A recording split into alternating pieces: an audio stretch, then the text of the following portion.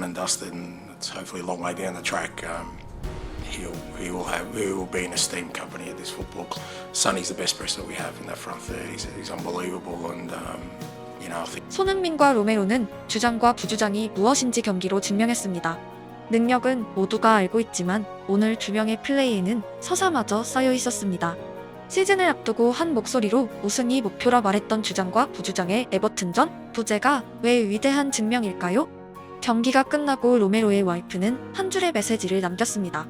그들을 볼 때마다 내가 그들을 가졌다는 것이 얼마나 행운인지에 대해 생각합니다. 내 인생의 남자들 사랑합니다. 오늘 경기장엔 로메로의 와이프와 아들이 자리하고 있었습니다. 토트넘 소속으로 100번째 경기라는 기념비적인 하루였기 때문입니다. 즉 오늘의 로메로는 토트넘의 선수 부주장 이전에 남편이자 아버지였습니다.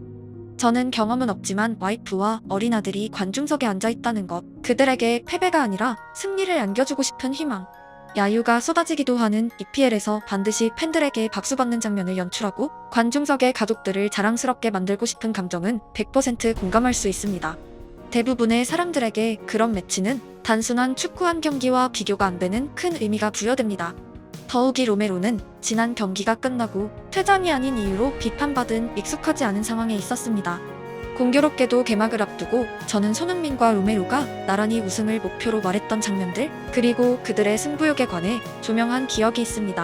I want to win. I want to win a trophy. I'm not calling I'm legend from this club right now. I want to maybe win something. 손흥민은 개막전 박스에서 포스트 터치에 미스한 장면이 화두가 됐었고 로메로 또한 전반적인 수비력이 기대에 미치지 못했습니다.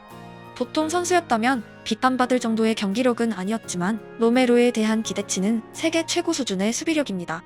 실제로 경기마다 그가 막아냈던 실점의 숫자는 수치화하기 어려울 정도이고 극단적인 토트넘의 공격 촉구를 가능하게 만드는 1등 공신은 부정할 수 없이 월드컵 챔피언이었습니다. 팀 전력의 상당 지분을 가지고 있는 선수의 일시적인 폼하락은 그래서 유난히 선명해 보였고 코파 아메리카 이후 자국의 여러 행사까지 참여한 프리시즌은 분명 안정적인 컨디션을 만들기에 적합한 배경이 아니었습니다.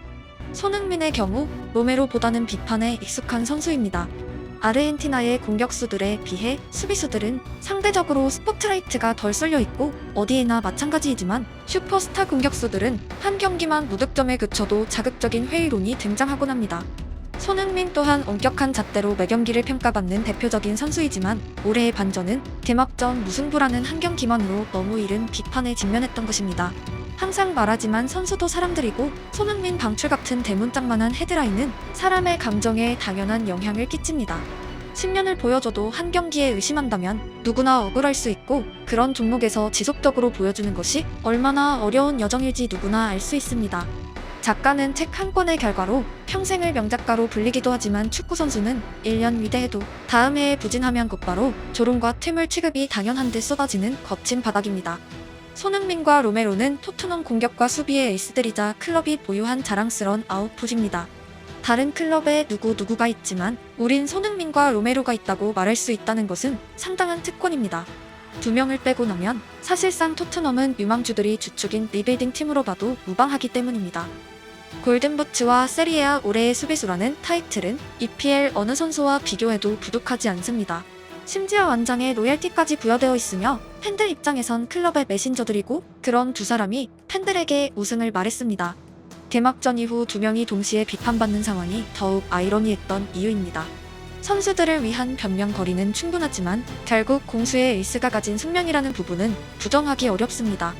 그렇게 이야깃거리가 가득 쌓인 채 에버튼과의 경기가 다가왔습니다.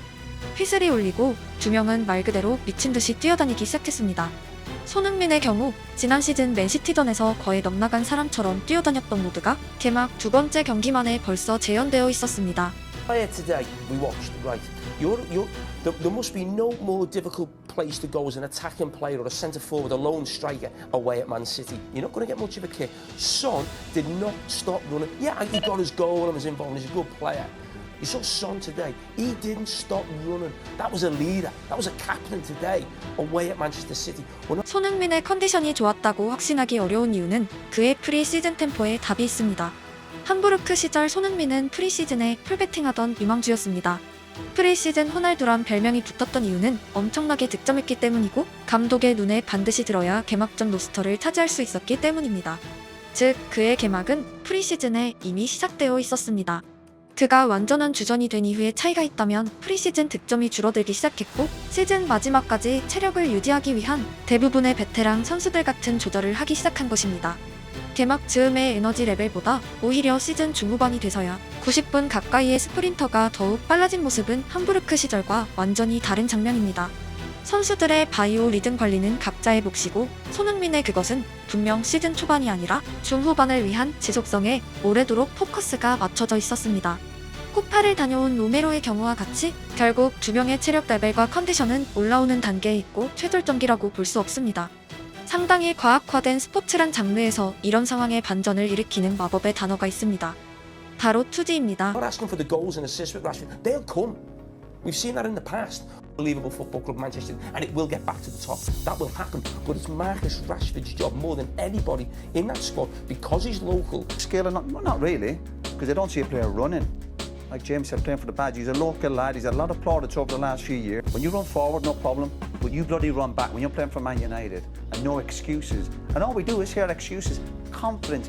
Listen, every player can have Your confidence is down, or you're not scoring goals, or you're not getting assists, not a problem. You do not stop running for that badge and that shirt and those supporters. You saw Son today. He didn't stop running. That was a leader. That was a captain today. 전 세계 어디에나 흡사하지만 비선수 출신 기자들과 선수 출신들의 시선엔 조금의 차이가 있고 레전드급 선출들은 유난히 춥고 외적인 부분을 강조하곤 했습니다. 단순히 체력이 좋다, 기술이 좋다가 아니라 열심히 한다는 것에 집착스러울 정도로 강한 메시지를 보내왔습니다. 이는 그들이 어떤 동료와 경기할 때 좋았는지 또는 이겼는지 그들 인생의 경험을 함축하고 있습니다. 그런 의미에서 오늘의 손흥민과 로메로는 축구의 유산들이었습니다. 시대가 아무리 변해도 멘탈적인 부분은 드라마틱한 차이의 역할이었습니다.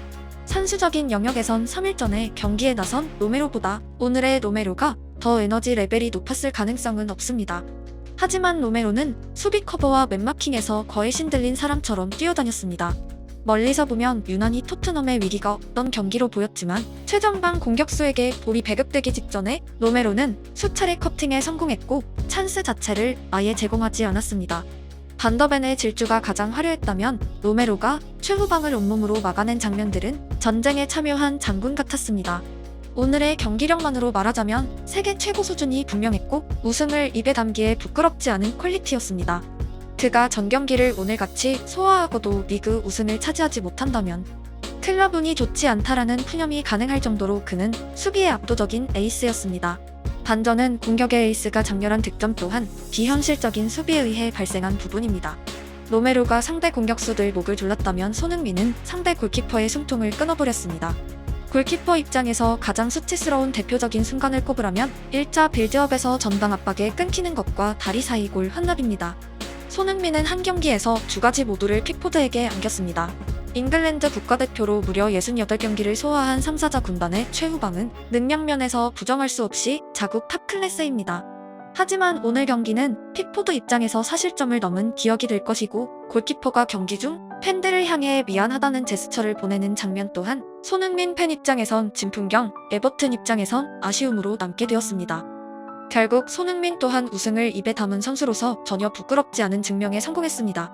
첫 번째 골은 팀플레이어의 아이코닉한 장면이었고 두 번째 골은 그 각도에서 득점할 선수가 전 세계에 몇 명 있을지 의문스러운 거짓말 같은 득점이었습니다. 반더벤의 패스가 다소 늦게 뿌려지고 픽포드의 위치를 확인한 순간 저는 반사적으로 아쉬운 탄성을 뱉었지만 1초 뒤에 손흥민은 세리머니를 하러 달려가고 있었습니다. 사람의 기억력이란 단순히 과거의 저장소이고 12년이 넘는 축구의 메모리에서 대부분의 선수들은 그 각도에서 득점하지 못했기 때문에 생각도 하기 전에 저의 뇌는 이미 실패를 예측하고 있었습니다. 결국 개막전의 손흥민과 로메로는 분명 더 나은 몸 상태로 경기장에 들어설 여건이었습니다. 3일의 회복 훈련 이후 다시 경기장을 들어오는 것은 피지컬적으로 어려움이 당연한 배경입니다. 그럼에도 더 잘할 수 있다는 것이 축구의 아름다움입니다. 인간의 신체는 계산과 데이터만으로 정답을 내릴 수 없고 정실력 혹은 투지란 보이지 않는 에너지들은 존재하지 않던 결과로 도출되곤 합니다. 방출이란 단어를 읽고 경기장에 들어선 주장, 아들을 엄마 품에 안기고 그들 앞에 선 부주장. 그들이 경기에 임하는 정확한 심정은 본인들만이 알고 있겠지만 개막전과 어떤 차이가 있었는지는 우리 모두가 생생히 목격했습니다. 에버튼이 그들보다 3일이나 더 쉬고 나왔다는 이득은 완전히 삭제되어 버렸습니다. 후반 80분 즈음의 스프린터에서도 여전히 손흥민은 에버튼 대부분의 선수들보다 앞서 달리고 있었습니다.